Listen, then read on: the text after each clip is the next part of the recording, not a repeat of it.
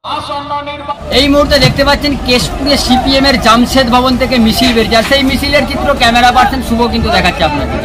লেনিনের যে জন্মদিন আর সেই জন্মদিন পালন করছেন মিছিলের মাধ্যমে, এবং এই মুহূর্তে দেখতে পাচ্ছেন সেই চিত্র সরাসরি কেশপুরে শাসক দল এবং বিজেপি একাধিক কর্মী প্রচার করতে দেখা গেছে, একাধিক নেতৃত্ব সিপিএমকে দেখা গেল।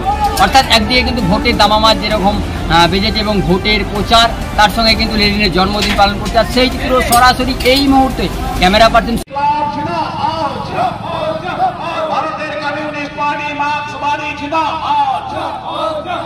আসন্ন নির্বাচনে বাম সমর্থিত সিপিআই প্রার্থী কমরেড পাপন গাঙ্গুলির সমর্থনে কাছে ভোট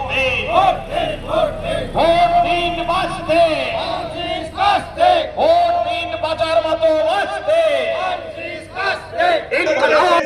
ভোট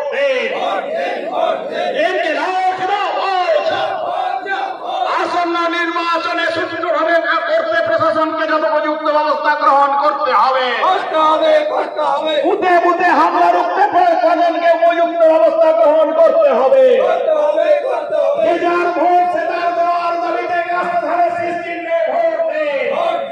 এমনি একটা কোম্পানি টাকা দেবে নাকি?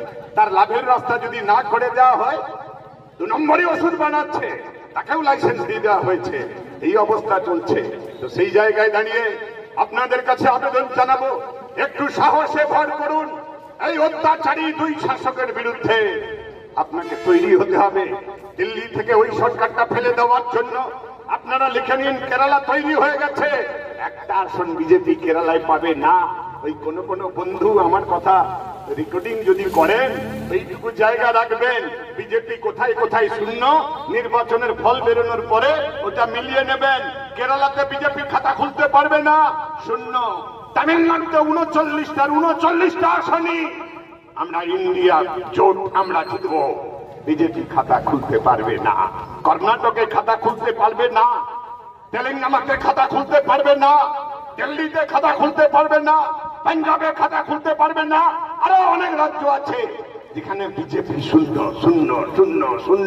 ওই যে বলছিল না অমিত শাহ, নরেন্দ্র মোদী, জেপি নাড্ডারা ইসকি পার 400 পার, এখন দম বেরিয়ে যাচ্ছে। এখন 200 পারও করতে পারছে না। 200 পেরানোটাই এখন ওই অর্থমন্ত্রী নির্মলা সীতারামনের স্বামী। আমরা না, সিপিএম এর নেতা তাপস সিনহা না, তরুণ রায় না, নিয়ামত হোসেন না, আহমেদ আলী না, সুভাষিস পাইন না, বিপত্তারণ ঘোষ না, দেশের অর্থমন্ত্রী নির্মলা সীতারামনের স্বামী বলছেন নরেন্দ্র মোদী 200টা গন্ডি ছুঁতে খাম ছুটে যাবে। পৃথিবীর সবচেয়ে বড় দুর্নীতি নরেন্দ্র মোদী করেছে। কেউ যদি চান আমি নির্মলা সীতারামনের স্বামীর ভিডিওটা আপনাদেরকে শুনিয়ে দেব। সাংবাদিকদের ডেকে আপনি বলছেন তিনি আজকে, মনে রাখবেন এই সরকারকে বিসর্জন দিতে হবে। আর এ রাজ্যে বিজেপি তৃণমূলের বিরুদ্ধে, দুর্নীতির বিরুদ্ধে, চাকরির জন্য দ্রব্যমূল্য বৃদ্ধির বিরুদ্ধে লড়াইটা আমরা লাল ঝান্ডা কাঁধে নিয়ে করছি। তৃণমূল বিজেপির লড়াইটা টেলিভিশনের পর্দায়, ওদের কোনো লড়াই নেই। বোঝাপড়া হয়ে গেছে কে তমলুক জিতবে, কে কাঁথি জিতবে, কে মেদিনীপুর জিতবে। তাই দেখলেন না, ইধার কামাল উধার, উধার কামাল ইধার। মেদিনীপুরের জেতা বিজেপির এমপি কে কোথায় যেন একটা পাঠিয়ে দেওয়া হলো, ওই যে আসানসোল দুর্গাপুরের দিকে পাঠিয়ে দেওয়া হলো। বিজেপি বলতে পারবে কয় আসনটা জিতবে? আসলে তৃণমূল বিজেপি 20-22-এর ফর্মুলায় ভাগাভাগি হয়েছে। কেন? বিজেপির সঙ্গে তৃণমূল সমঝোতা করেছে। কেন বিজেপি সমঝোতা করেছে? কেন? বিজেপির যদি অক্সিজেনের টান পড়ে, সরকার করতে যদি কম পড়ে যায়, তৃণমূলের সমর্থন নিতে হবে। আর তৃণমূলের যদি আবার তিহার জেলের ডাক পড়ে, তাহলে অমিত শাহরা তারা বাঁচাবে। অক্সিজেন সিলিন্ডার নিয়ে অমিত শাহ দাঁড়িয়ে আছে। তৃণমূলকে অক্সিজেন দেবে বিজেপি, আর বিজেপিকে অক্সিজেন দেবে তৃণমূল। এই হচ্ছে বোঝাপড়া। মনে রাখবেন, কোন লড়াই নেই। শুভেন্দু অধিকারী যত হুঙ্কার, ভারতবর্ষের মাটিতে লড়ছি আমরা এমপি হওয়ার জন্য জন্মাইনি, মন্ত্রী হওয়ার জন্য, এমএলএ হওয়ার জন্য জন্মাইনি। আমাদের লড়াইটা মানুষের জন্য, সমাজটা বদলানোর জন্য আমাদের লড়াই। 104 বছর ধরে আমরা আছি। কিন্তু আজকে যদি এই সরকারটাকে আপনি না বদলান, আপনার ছেলে মেয়ের কাছে কি কৈফিয়ত দেবেন? আপনি বলতে পারবেন আপনার ছেলে কলেজে ফার্স্ট ইউনিভার্সিটিতে হলো, মাস্টার ডিগ্রি, গোল্ড মেডেল পেয়ে গেল, চাকরির গ্যারান্টি আছে? চাকরির গ্যারান্টি আছে জানেন তো সবাই? আপনি বলতে পারবেন কোন সাবজেক্টটা পড়ালে আপনার ছেলে বা মেয়ের চাকরির গ্যারান্টি? না, কেন্দ্রের সরকার, রাজ্যের সরকার আপনার ছেলে মেয়ের সব স্বপ্নটাকে বন্ধ করে দিয়েছে। আমরা আগে জানতাম ভূগোল পড়লে অন্তত একটা মাস্টারি, ইতিহাস পড়লে একটা মাস্টারি হবে, বিজ্ঞান পড়লে এটা হতে পারবো, অমুক পড়লে এটা হতে পারবো। এখন বলতে পারবেন না গ্যারান্টি দিয়ে। কি করবেন ছেলে মেয়েকে? যতদিন এই সরকারটা থাকবে দিল্লিতে আর পশ্চিমবাংলায় এই সরকার থাকবে, ধীরে ধীরে গোটা রাজ্যটা ধ্বংস হয়ে যাবে।